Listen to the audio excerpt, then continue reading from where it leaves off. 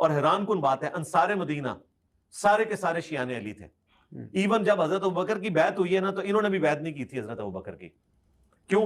वो साथ थे हजरत अली के, वो चाहते थे हजरत अली खलीफा बने।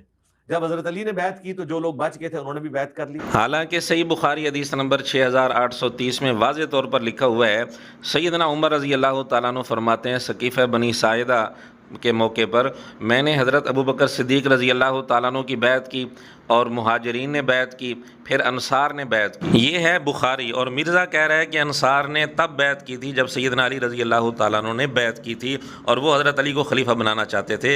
ये बात किस किताब में लिखी हुई है? सही सनद के साथ मिर्ज़ा साबित करे। और मिर्ज़ा ख़ुद कहते हैं कि हज़रत अली ने 6 माह बाद बैत की, तो अंसार ने क्या 6 माह बाद बैत की थी? ये किस किताब में लिखा हुआ है? किसी फ़िल्म में तो नहीं। अब बुखारी माने या फ़िल्म माने? क्या मिर्ज़ा ने टेबल पर बुखारी सिर्फ सजाने के लिए रखी है?